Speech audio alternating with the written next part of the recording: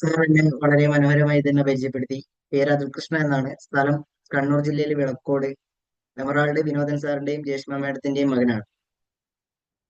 Okay. നമ്മള് അഗർ sir പരിചയപ്പെടുത്തുന്ന സമയത്ത് എല്ലാവരും സാർ എന്നോട് പറഞ്ഞു, അല്ലെങ്കിൽ സാർ എന്നെ വെച്ച് പരിചയപ്പെടുത്തി ഡിഗ്രി പാസ് ഔട്ട്, അല്ലെങ്കിൽ ഡിഗ്രി ഇപ്പൊ പഠിച്ചുകൊണ്ടിരിക്കുന്നു, ഡിഗ്രി പാസ് ഔട്ട് ആയി കഴിഞ്ഞു. അപ്പോൾ അങ്ങനെയുള്ള ഒരു സാഹചര്യത്തിൽ സാധാരണ നമ്മൾ ഒരു മെട്രിക്സ് അനുസരിച്ചിട്ട്, അതായത് നമ്മൾ ഇത്രയും കാലം കണ്ടുവന്ന ഒരു രീതി അനുസരിച്ചിട്ട് ഡിഗ്രി കഴിഞ്ഞ് അടുത്ത എന്താണെന്ന് വെച്ചാൽ ഇപ്പൊ BBA-യിലാണെങ്കിൽ MBA എടുക്കുന്നു. MBA എടുത്തതിന് ശേഷം ജോലി അന്വേഷിച്ച് നടക്കുന്നു. ഒരു ജോലി കഷ്ടപ്പെട്ട് കണ്ടെത്തി ആ ഒരു ഇൻകത്തിന്റെ അകത്ത് നമ്മൾ നമ്മുടെ ഇൻകം, നമ്മുടെ ജീവിതത്തിന് ആവശ്യമായിട്ടുള്ള ഇൻകം അതിൻ്റെ അകത്ത് കിട്ടുമോ എന്നത് കണ്ടെത്തി, എന്നിട്ട് നമ്മൾ ജോലിക്ക് പോയി ആ ഒരു ലൂപ്പിൽ തന്നെ ജീവിക്കുന്നു. എന്നെ സംബന്ധിച്ചിടത്തോളം ഞാൻ ആ, ചെറു ചെറിയ പ്രായം മുതലേ കണ്ടുവരുന്ന രീതി, കണ്ടുവന്നത് വെച്ചിട്ട് ഈ ഒരു ജോലി എന്ന് പറയുന്ന മെട്രിക്സിന്റെ അകത്ത് ജീവിക്കാൻ എനിക്ക് പൊതുവെ ഒരു താല്പര്യമില്ല. താല്പര്യമില്ലാത്തത് കൊണ്ട് തന്നെ ആഹ് അടുത്തത് ജോലി അല്ലാതെ നമുക്ക് എന്ത് എന്ന് ആലോചിക്കുമ്പോഴാണ് ആഹ് വേറെ മറ്റൊരു ഓപ്ഷൻ നമുക്കിപ്പോ ഇവിടെ കാണുന്നില്ല. അതായത് നെറ്റ്വർക്ക് മാർക്കറ്റിംഗ് എന്ന് പറയുന്ന ഒരു ഓപ്ഷൻ നമ്മുടെ മുന്നിലുണ്ട്. ഡയറക്ട് സെല്ലിംഗ് എന്ന് പറയും. അപ്പോൾ ഈ ഒരു ഓപ്ഷൻ നമ്മുടെ മുന്നിൽ, എന്റെ മുന്നിൽ ഉള്ളത് കൊണ്ടാണ് ഈ ഒരു മെട്രിക്സിൽ നിന്ന് ഞാൻ മാറി ചിന്തിക്കാനുണ്ടായ ഒരു കാരണം. അതിൻ്റെ അകത്തുള്ള കുറച്ച് കാര്യങ്ങൾ ആണ് ഞാൻ ഇന്നിവിടെ ഡിസ്കസ് ചെയ്യാൻ പോകുന്നത്. അപ്പോൾ ഞാൻ സ്ക്രീൻ ഒന്ന് ഷെയർ ചെയ്യാം, ഒന്ന് കാണുന്നുണ്ടോ എന്ന് നോക്കുക. സാർ ഓക്കെ ആണോ? ഓക്കെയാണ് സാർ, ഓക്കെയാണ്.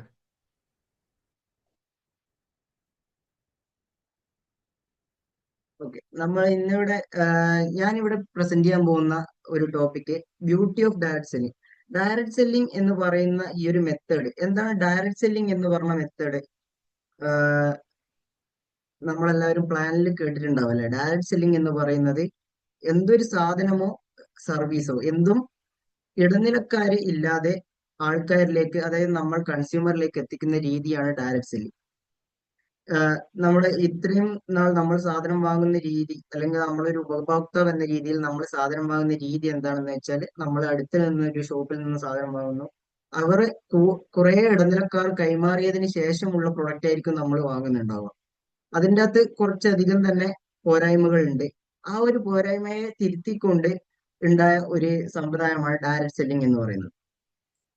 ഈ ഒരു ഡയറക്ട് സെല്ലിംഗ് മെത്തേഡിലൂടെ പ്രവർത്തിച്ചു വരുന്ന ഒരു കമ്പനിയാണ് നമുക്ക് നമ്മുടെ മുന്നിലുള്ള RCM എന്ന് പറയുന്ന കമ്പനി. എന്നെ സംബന്ധിച്ചിടത്തോളം വളരെ ചെറുപ്പകാലം മുതലേ ഞാൻ ഇന്ന് ഈ ഒരു RCM എന്ന് പറയുന്ന ഈ ഒരു കമ്പനിയെ കുറിച്ച് കേൾക്കുന്നുണ്ട്. റൈറ്റ് കൺസെപ്റ്റ് മാർക്കറ്റിംഗ് എന്നാണ് ഈ ഒരു കമ്പനിയുടെ full name. Right concept marketing എന്നാണ്, ശരിയായ രീതിയിലുള്ള വിപണന രീതി. ഇതിൻ്റെ അകത്ത് എന്നെ ഏറ്റവും കൂടുതൽ അട്രാക്ട് ചെയ്ത കാര്യം എന്താണെന്ന് വെച്ചിട്ടുണ്ടെങ്കിൽ, ഓഫ് കോഴ്സ് ഈ പറഞ്ഞ, ആദ്യം പറഞ്ഞ ഈ ഒരു മാട്രിക്സ്, ജോബ്, അത് കഴിഞ്ഞിട്ടുള്ള കാര്യങ്ങൾ, അങ്ങനെ പോകുന്ന ഈ ഒരു ലൂപ്പിൽ നിന്നുള്ള ഒരു റിലീഫും, അതുപോലെ തന്നെ ടൈം ഫ്രീഡം, ഇതുപോലത്തെ കുറച്ച് കാര്യങ്ങളാണ് എന്നെ RCMൽ അട്രാക്ട് ചെയ്തിട്ടുള്ളത്. എന്നാൽ ഇതിനൊക്കെ അപ്പുറം നമുക്ക് എല്ലാവർക്കും, ഇപ്പോ ഞാൻ പറഞ്ഞിട്ടുള്ളത് എൻ്റെ ഒരു ടേസ്റ്റ് ആണ്. എന്നാൽ ഓരോ ആൾക്കാരെ പേഴ്സ്പെക്റ്റീവ് വെച്ച് നോക്കുമ്പോൾ ഓരോ പേഴ്സ്പെക്റ്റീവിലായിരിക്കും അവരെ ഇത് അട്രാക്ട് ചെയ്യുന്നുണ്ടാവുക. എന്നാൽ ഈ RCM നമ്മളെ ഒരു പോയിന്റ് ഓഫ് വ്യൂവിൽ നോക്കുന്ന സമയത്ത് കൂടുതൽ വെൽത്ത്, നമുക്ക് ആവശ്യമായിട്ടുള്ള വെൽത്ത്, മണി, നമുക്ക് ആവശ്യമായിട്ടുള്ള മണി തരുന്ന ഒരു ബിസിനസ് ആയിരിക്കും. നമുക്ക് ആവശ്യമായിട്ട് എത്രയാണോ നമുക്ക് ആവശ്യം, ആ ആവശ്യം അനുസരിച്ചിട്ട് നമുക്ക് മണി, വെൽത്ത് ഉണ്ടാക്കാൻ പറ്റുന്ന ഒരു ബിസിനസ് ആയിരിക്കും. അതിനേക്കാൾ ഉപരി നമുക്ക് ഓരോരോ ഓരോ വ്യക്തിയുടെയും, ഈ ഒരു RCMൽ അസോസിയേറ്റ് ചെയ്തിട്ടുള്ള ഓരോരോ വ്യക്തിയുടെയും ഹെൽത്തിന് ഇമ്പോർട്ടന്റ് നൽകുന്ന ഒരു കമ്പനിയായിട്ടാണ് ഞാൻ ചെറുപ്പം മുതലേ ഈ ഒരു ബിസിനസ്സിനെ ഇൻട്രൊഡ്യൂസ് ചെയ്യപ്പെട്ടിട്ടുള്ളത്. തീർച്ചയായും എൻ്റെ ഈ ഒരു ഫാമിലി ഈ ഒരു RCMനെ ഏറ്റെടുക്കാനുള്ള ഏറ്റവും ഇമ്പോർട്ടന്റ് ആയിട്ടുള്ള കാര്യവും ഈ ഒരു നല്ല പ്രൊഡക്റ്റ്, നല്ല ഗുണനിലവാരമുള്ള പ്രൊഡക്റ്റ്, എന്നാൽ മാർക്കറ്റിൽ നിന്ന് കിട്ടുന്നതിനേക്കാൾ വിലക്കുറവിൽ നമുക്ക് എത്തിച്ചേരുന്നു എന്നുള്ള രീതിയിലാണ് RCM എന്ന് പറയുന്ന ഈ ഒരു കമ്പനിയെ നമ്മൾ പരിചയപ്പെട്ടിട്ടുള്ളത്. അതാണ് RCM എന്ന് പറയുന്ന ആ, നമ്മുടെ ഈ ഒരു കമ്പനി, ഈ ഒരു ഡയറക്ട് സെല്ലിംഗ് നമുക്ക് തരുന്ന ഒരു കാര്യം. എന്നാൽ ഈ ഒരു ജോബ്, എന്താണ് ജോബിന്റെ പോരായ്മകൾ എന്ന് നമ്മൾ നോക്കുന്ന സമയത്ത്, ജോബിന് ഒരുപാടധികം പോരായ്മകളല്ല, നമ്മൾ ഇത്രയും കാര്യങ്ങൾ അടങ്ങി കഴിഞ്ഞു കഴിഞ്ഞാൽ മാത്രമേ നമുക്ക് ആ ഒരു ജോബ്, ആ ഒരു ഗോൾ, നമുക്ക് ജോബ് ചെയ്യുന്നതിന്റെ ഗോൾ നമുക്ക് കംപ്ലീറ്റ് ആവുള്ളൂ. ഒന്ന് നമ്മൾ നോക്കുകയാണെങ്കിൽ ഓർഗനൈസേഷണൽ ഗോൾസ്, അതായത് നമ്മൾ തീർച്ചയായും സ്വന്തമായി ജോലി ചെയ്ത് വരുമാനം ഉണ്ടാക്കുകയല്ല, നമ്മൾ തീർച്ചയായും മറ്റുള്ള ഒരു കമ്പനിക്ക് വേണ്ടിയായിരിക്കും നമ്മൾ ജോലി ചെയ്യുന്നുണ്ടാവുക. ആ ഒരു കമ്പനിക്ക് തീർച്ചയായും ഒരു ഓർഗനൈസേഷണൽ ഗോൾ ഉണ്ടാവും. ആ കമ്പനി എന്ത് അച്ചീവ് ചെയ്യണം എന്നുള്ള ഗോൾ ഉണ്ടാവും. ആ ഒരു ഗോളിനെ ബേസ് ചെയ്തുകൊണ്ടായിരിക്കും നമ്മൾ ഈ ഒരു ജോബ് ചെയ്യുന്ന ആൾക്കാർ വർക്ക് ചെയ്യേണ്ടി വരിക. തീർച്ചയായിട്ടും ഈ ഒരു ഓർഗനൈസേഷൻ ഗോൾസ് ബേസ് ചെയ്തിട്ട് വർക്ക് ചെയ്യുന്ന സമയത്ത് അതിൻ്റെതായിട്ടുള്ള വർക്ക് പ്രഷേഴ്സും സ്ട്രെസ്സും കാര്യങ്ങളും ഒക്കെ നമുക്ക് ഉണ്ടാവും. അതുപോലെ തന്നെ റോൾസ് ആൻഡ് ഡ്യൂട്ടീസ്, ഒരുപാട് അധികം റോൾസ് നമുക്ക് ഈ ഒരു ജോബിൽ, എന്നാൽ ഈ ഒരു പറഞ്ഞ കാര്യങ്ങൾ മാത്രമല്ലാതെ ആ ഒരു ഔട്ട് ഓഫ് ദ സർക്കിളിൽ നമുക്ക് ഒരുപാട് അധികം റോൾസും കാര്യങ്ങളും നമുക്ക് ജോബിൽ ചെയ്യേണ്ടതായിട്ടുണ്ടാവും. ഒരു നിശ്ചിതമായിട്ടുള്ള സാലറി റേഞ്ച് ആയിരിക്കും ഈ ഒരു ജോബ് എന്ന് പറയുമ്പോൾ കൺസെപ്റ്റിൽ നമുക്ക് ഉണ്ടാവുക. സാലറി ഒരു ഫിക്സഡ് സാലറി ആയിരിക്കും. അതിനേക്കാൾ കൂടുതൽ സാലറി നമ്മൾ കൂടുതൽ പ്രവർത്തിച്ചത് കൊണ്ടോ കാര്യമില്ല, കുറവ് പ്രവർത്തിച്ചത് കൊണ്ടോ കാര്യമില്ല. നമുക്ക് എങ്ങനെ നോക്കിക്കഴിഞ്ഞാലും ഒരു ഫിക്സഡ് ആയിട്ടുള്ള സാലറി മാത്രമേ ഇതിൻ്റെ അകത്ത് ഉണ്ടാവുള്ളൂ. അതുപോലെ തന്നെ ഒരുപാട് അധികം സ്കിൽ നീഡഡ് ആണ് ഈ ജോബ് എന്ന് പറയുന്ന സമയത്ത്. ആ ജോബിന്റെ എന്താണ് ഓർഗനൈസേഷൻ ഗോൾസ്, അല്ലെങ്കിൽ എന്താണ് ആ ജോബിന്റെ എയിം എന്ന് വെച്ചാൽ, ആ എയിമിനെ അച്ചീവ് ചെയ്യാനുള്ള സ്കിൽസ് ആവശ്യമാണ് ഈ ഒരു ജോബ് നമുക്ക് കിട്ടണമെന്നുണ്ടെങ്കിൽ. കൂടുതൽ ആൾക്കാർക്കും പഠിച്ചിറങ്ങിയ അല്ലെങ്കിൽ ഗ്രാജുവേറ്റ് ആയിട്ടുള്ള ആൾക്കാർക്ക് ജോബ് കിട്ടാത്തതിന്റെ, അല്ലെങ്കിൽ ഒരുപാട് അധികം ജോലി കിട്ടാത്തതിന്റെ കാരണവും ഇതേ ഈ ഒരു സ്കില്ലിന്റെ കുറവായിരിക്കും. അതുപോലെ ഏറ്റവും കൂടുതൽ നമുക്ക് വേണ്ട, എല്ലാവരും ഈ ഒരു ലൂപ്പിന്റെ അകത്ത് ഓൾറെഡി ഉള്ള ഒരു കാര്യമാണ് എഡ്യൂക്കേഷണൽ ക്വാളിഫിക്കേഷൻ എന്ന് പറയുന്നത്. അതായത് ഞാനിപ്പോ പറഞ്ഞു, ഡിഗ്രി പഠിച്ചു, ഡിഗ്രി കഴിഞ്ഞു, പി ജി എടുത്ത്, പി ജി കഴിഞ്ഞിട്ടായിരിക്കും നമ്മളൊരു ജോലി അന്വേഷിക്കുന്നുണ്ടാവും. ഒബ്വിയസ്ലി എഡ്യൂക്കേഷണൽ ക്വാളിഫിക്കേഷനും വേണ്ടി വരും. ഇങ്ങനെ നോക്കുന്ന സമയത്ത് നമുക്ക് ജോബിന്റെ കുറച്ച് പോരായ്മകൾ എന്തൊക്കെയാണെന്ന് വെച്ചിട്ടുണ്ടെങ്കിൽ, ഒരുപാടധികം ടൈം നമ്മൾ ഇതിൻ്റെ അകത്ത് ഇൻവെസ്റ്റ് ചെയ്യേണ്ട ആവശ്യമുണ്ട്.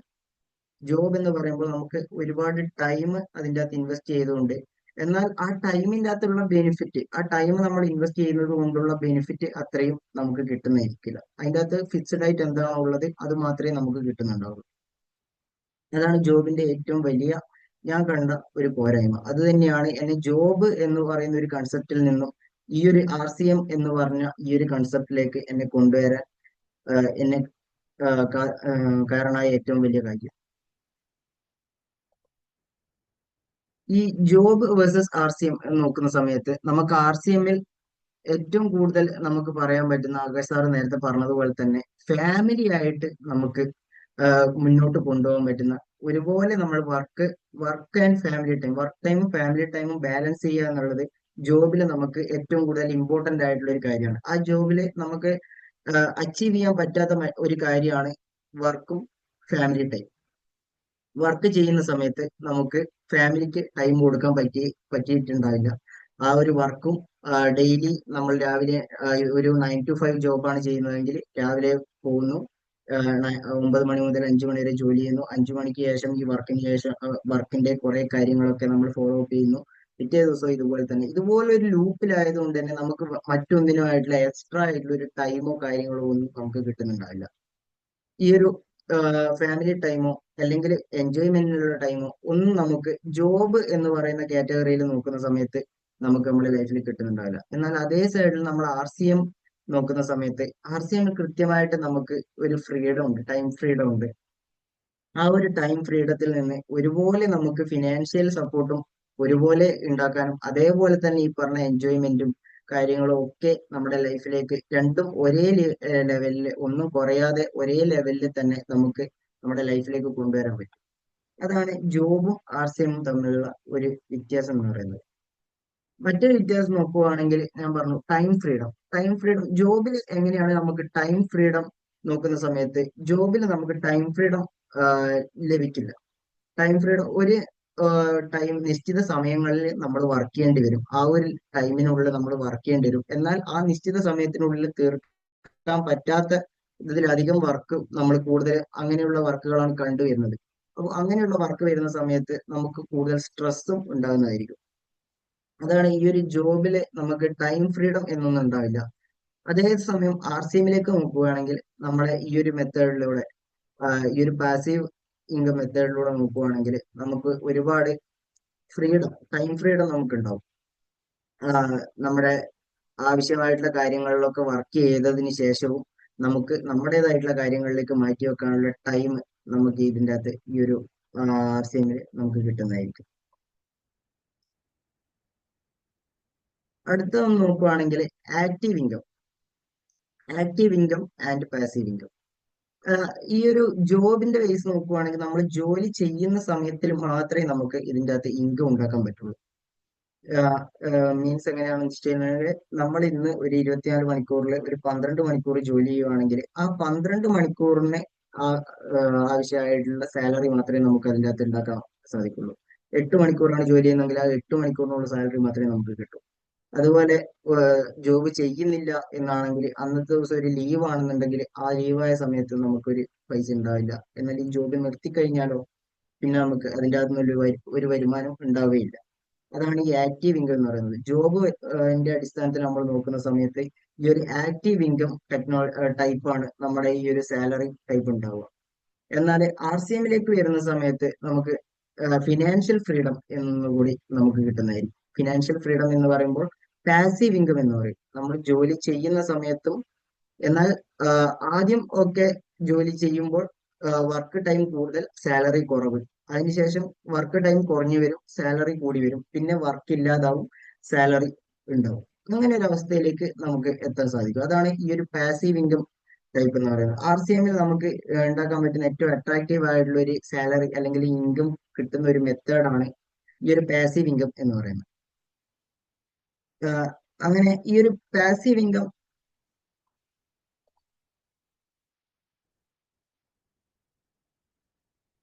ഹലോ ഹലോ സാർ സ്ക്രീന് കാണുന്നുണ്ടോ? സാറേ ക്ലിയർ ആണ്. സ്ക്രീന് കാണുന്നുണ്ടോ? ക്ലിയർ ആണ്, ക്ലിയർ ആണ്. ക്ലിയർ ആണോ? Okay okay okay.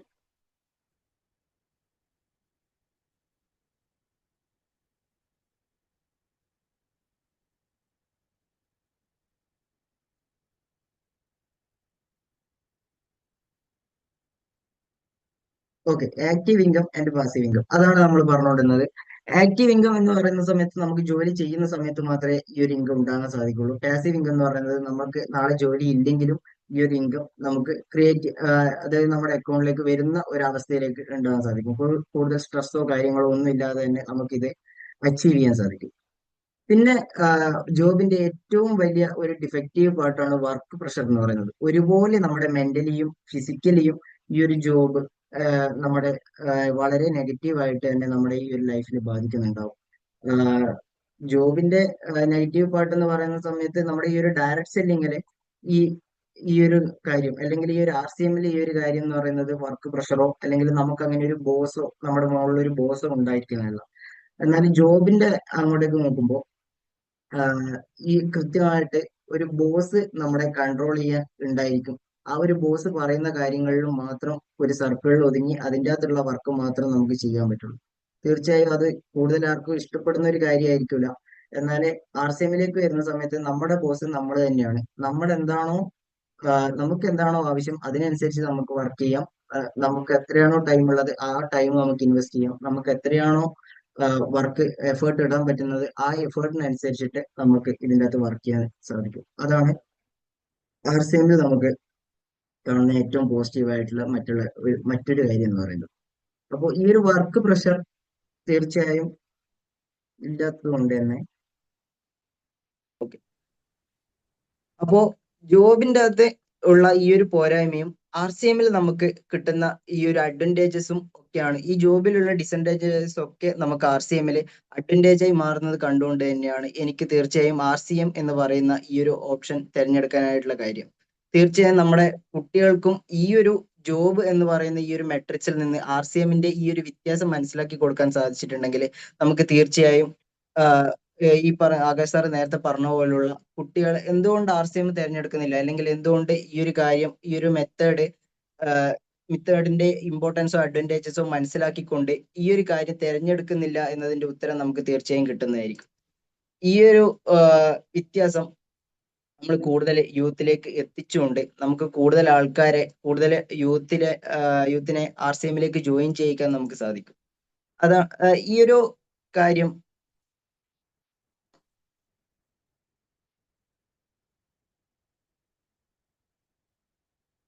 അതാണ് RCMൽ. ഓക്കെ ഓക്കെ മറ്റൊരു ജോബിന്റെ നമുക്ക് RCMലുള്ള മറ്റൊരു അഡ്വാൻറ്റേജ് എന്താണെന്ന് വെച്ചിട്ടുണ്ടെങ്കിൽ നമുക്ക് ഒരു ലിമിറ്റഡ് സാലറി അല്ല. നമുക്ക് എന്താണോ നമുക്ക് ആവശ്യമായിട്ടുള്ള സാലറി അത് നമുക്ക് ആവശ്യമായിട്ടുള്ള രീതിയിൽ നമുക്ക് കൃത്യമായിട്ട് ഉണ്ടാക്കാനും ആ ഒരു രീതിയിൽ നമുക്ക് മുന്നോട്ട് പോകാൻ സാധിക്കും. എന്ന് വെച്ചിട്ടുണ്ടെങ്കിൽ നമുക്ക് നമ്മുടെ സാലറി ഒരിക്കലും ഒരു ഫിക്സഡ് അല്ല. നമുക്ക് എത്രയാണോ എഫേർട്ട് ഇടാൻ പറ്റും, നമുക്ക് എത്രയാണോ വർക്ക് ചെയ്യാൻ പറ്റുന്നത് ആ ഒരു വർക്കിനനുസരിച്ചുള്ള സാലറി നമുക്ക് മന്ത്ലി നമുക്ക് ഉണ്ടാക്കാൻ സാധിക്കും. അതുകൊണ്ടാണ് നമ്മൾ കൂടുതൽ ലീഡേഴ്സിന്റെയും ഈ ഒരു മാറ്റം ജോബിൽ നിന്ന് ഇത്രയും ഒരു മാറ്റം, ഇത്രയും ഒരു ടൈം ഫ്രീഡവും ഇത്രയും ഒരു ഫ്രീഡം ലഭിക്കുന്നത് കൊണ്ടാണ് തീർച്ചയായും വലിയ വലിയ ജോലികൾ രാജിവെച്ച് നമ്മുടെ വലിയ വലിയ ലീഡേഴ്സ് എന്തുകൊണ്ട് RCM തിരഞ്ഞെടുത്തു എന്നതിന്റെ ഉത്തരം നമുക്ക് തീർച്ചയായും മനസ്സിലാക്കാൻ സാധിക്കും.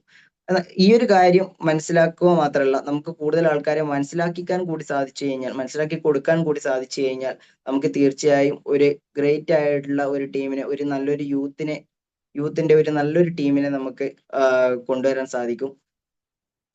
ഓക്കെ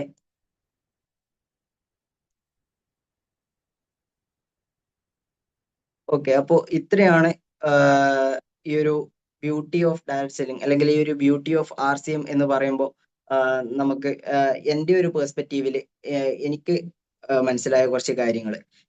ഈ ഒരു വ്യത്യാസം തീർച്ചയായിട്ടും എല്ലാവർക്കും മനസ്സിലാവുമെന്നും ഈ ഒരു വ്യത്യാസം മനസ്സിലാക്കിക്കൊണ്ട് കൂടുതൽ ആൾക്കാരെ ഇനിയും ജോയിൻ ചെയ്യിക്കാനും കൂടുതൽ ടീമിനെ നമുക്ക് ബിൽഡ് ചെയ്യാനും സാധിക്കണം. ഇന്നത്തെ ഈ ഒരു സാഹചര്യത്തില് നമ്മുടെ ഈ ഒരു RCM എന്ന് പറയുന്നത് ആദ്യകാലങ്ങളിൽ നമുക്ക് ഞാൻ കണ്ടു വളർന്ന ഒരു കാലങ്ങളിൽ നമുക്ക് ഇത്രയധികം പ്രൊഡക്റ്റോ കാര്യങ്ങളോ ഒന്നും RCMല് ഈ ഒരു യൂത്തോ അല്ലെങ്കിൽ ഇതിനെ ഒരു കരിയറായിട്ട് തിരഞ്ഞെടുക്കാനുള്ള കാരണങ്ങൾ വളരെ കുറവായിരുന്നു. എന്നാൽ ഇന്ന് നമുക്ക് നോക്കുകയാണെങ്കിൽ RCMൽ ആകാശ് സാർ നേരത്തെ പറഞ്ഞ പോലെ യൂത്തിനായിട്ട് കൂടുതൽ ആൾക്കാർ, കൂടുതൽ സപ്പോർട്ട് ലീഡേഴ്സ് കൂടുതൽ സപ്പോർട്ട് ചെയ്യുന്നു. നെക്സ്റ്റ് ജനറേഷൻ ആയിട്ട് പ്രോഗ്രാമുകൾ നടത്തുന്നു. ഇതുപോലെ ഒരുപാട് അധികം കാര്യങ്ങൾ നടക്കുന്നുണ്ട്. അപ്പോൾ ഇതിനൊക്കെ നമുക്ക് യൂസ് ചെയ്തുകൊണ്ട് നല്ലൊരു ടീമിനെ നമുക്ക് ബിൽഡ് ചെയ്യാൻ സാധിക്കും. അതുപോലെ തന്നെ ആദ്യകാലങ്ങളിലേക്ക് നമുക്ക് നോക്കുകയാണെങ്കിൽ കൂടുതൽ വെറൈറ്റീസ് ഓഫ് പ്രോഡക്ട്സോ കാര്യങ്ങളോ ഒന്നും നമുക്ക് മുന്നോട്ടേക്ക് ലഭ്യമായിരുന്നില്ല. എന്നാൽ ഇന്ന് നോക്കുകയാണെങ്കിൽ പെയിന്റ് അതുപോലുള്ള ടെക്നോളജി പരമായിട്ട് നോക്കുകയാണെങ്കിൽ നമുക്ക് ഇയർഫോൺസ് അതുപോലുള്ള കുറെ അധികം വെറൈറ്റീസ് ഓഫ് പ്രോഡക്ട്സ് നമുക്ക് ഇന്ന് ഒരുപാടധികം വോളിയം അധികം ഉണ്ടാകുന്ന പ്രോഡക്ട്സും ഒക്കെ നമുക്ക് അവൈലബിൾ ആണ്. അതുപോലെ തന്നെ മറ്റൊരു കാര്യമാണ് ഹെൽത്തിന് ഇമ്പോർട്ടന്റ് കൊടുക്കുന്നു എന്ന് പറയുമ്പോൾ നമുക്ക് മുന്നിലുള്ള വേറൊരു കാര്യമാണ് വെൽനസ് ഇൻഡസ്ട്രി എന്ന് പറയുന്നത്. ഈ ഒരു വെൽനസ് ഇൻഡസ്ട്രി നമ്മുടെ RCMല് ഏറ്റവും ബെസ്റ്റ് പ്രോഡക്ട്സ്, ന്യൂട്രിചാർജ് എന്ന് പറയുന്ന ഏറ്റവും ബെസ്റ്റ് പ്രോഡക്ട്സ് നമുക്ക് വെൽനസ് ഇൻഡസ്ട്രിയിൽ നമുക്ക് അവൈലബിൾ ആയിട്ടുണ്ട്. ഇങ്ങനെ ഒരുപാടധികം കാര്യങ്ങൾ ഈ ഒരു വളർന്നു വരുന്ന ടെക്നോളജി ഈ ഒരു കാലഘട്ടത്തിൽ നമുക്ക് RCM തരുന്നുണ്ട്. അപ്പോ ഇതിനെയൊക്കെ നമുക്ക് ടൂളായിട്ട് യൂസ് ചെയ്തുകൊണ്ട് നമുക്ക് മുന്നോട്ടേക്ക് പോകാൻ സാധിക്കും. ഇതിനെയൊക്കെ നമുക്ക് വളരെ പോസിറ്റീവായിട്ട് കണ്ടുകൊണ്ട് നമുക്ക് RCMനെ നല്ലൊരു ടീം ഉണ്ടാക്കാൻ സാധിക്കും. ഓക്കെ അത് മാത്രമല്ല, ഇന്ന് RCMൽ നോക്കുകയാണെങ്കിൽ നമുക്ക് കുറെ അധികം ലീഡേഴ്സ്, കുറെ അധികം പ്രോഗ്രാംസ് ആദ്യകാലങ്ങളിലുള്ള പോലെയല്ല, കുറെ അധികം പ്രോഗ്രാംസ്, കുറെ അധികം മീറ്റിംഗ്സ് കാര്യങ്ങൾ ഒക്കെ നമുക്ക് അവൈലബിൾ ആയിട്ടുണ്ട്. അപ്പോൾ ഇന്ന് ഈ 2000-ൽ നിന്ന് ഇന്ന് 2026 എത്തിയപ്പോൾ ഇത്രയും ഈ ഒരു വളർച്ച ഉണ്ടാക്കി ഈ ഒരു സാഹചര്യത്തിൽ RCMൽ നമുക്ക് ഇത്രയും അധികം ഓപ്പർച്യൂണിറ്റി നമുക്ക് തീർച്ചയായിട്ടും ഉണ്ട്. ഈ ഒരു ഓപ്പർച്യൂണിറ്റി മനസ്സിലാക്കിക്കൊണ്ട് തന്നെയാണ് തീർച്ചയായിട്ടും ഞാനും ഈ ഒരു RCM എന്ന് പറയുന്ന പ്രസ്ഥാനം ഏറ്റെടുക്കാനുള്ള കാരണമായിട്ടുള്ളത്.